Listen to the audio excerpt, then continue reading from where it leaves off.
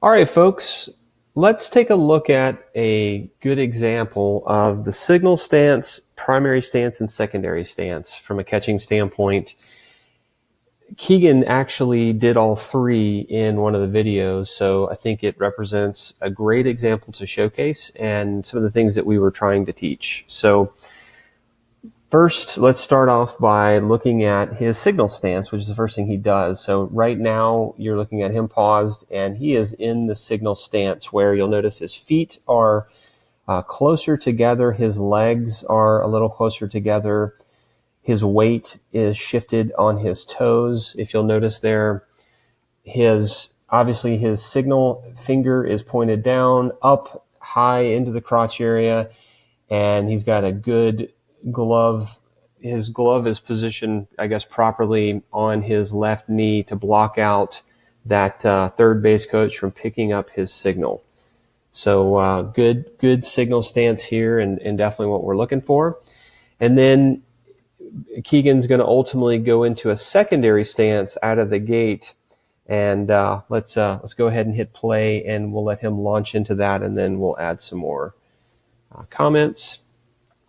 So here you see him now kind of hopping up, launching into that secondary stance. Notice how his feet, I'm going to hit pause. Notice how his feet now kind of spread apart a little more. His glove side foot is going to be in front of his non-glove side foot. So his left foot is in front of his right foot. So you're in a staggered position. Notice how his butt is in line with his knees. So he's a little higher up. And, he's ready to receive with his hand kind of parallel to the ground. And with his other hand, safely behind himself, which could go behind his back, behind his leg, or behind his glove. So a good secondary position that he went into, which is obviously when we've got runners on base or we've got two strikes on the batter, and we're trying to get in a position to be able to fire our hips and move quickly for a bad pitch to prevent that runner from going. So he'll be able to jump high to grab a high pitch, or jump to the left or to the right with a wild pitch, or jump and fire his hip to hit a pitch that's pretty wild and away from him into the dirt. So a great example of a secondary stance. And then now let's hit play, and Keegan ultimately also moves into a primary stance, which is where we're no one's on base, and we're going to be in a little more relaxed position. So now he drops down into a primary stance. And so I'll hit pause here. So you notice now his feet are a little closer together than they were before. They're more in line.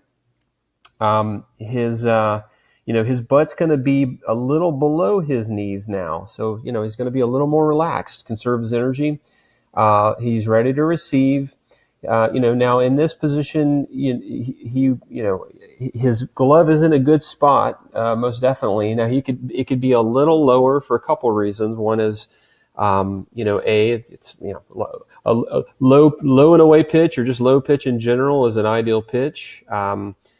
B, with a little bit lower glove, if we do get a wild pitch towards the dirt, much easier to get his hands down there and ready to block, versus trying to go high to low. Always easier to kind of be low and then be able to drop down, and then if you need to come high, you can come high. Otherwise, great primary position. Now he ultimately does move his hand out of the way, and you'll see that here shortly. So in this case, he puts it behind his back, but it could easily go right behind his glove as well. So it could be ready to trap the ball and receive it. Yep, and so there he goes with his hand behind his back, and that represents a very good primary stance.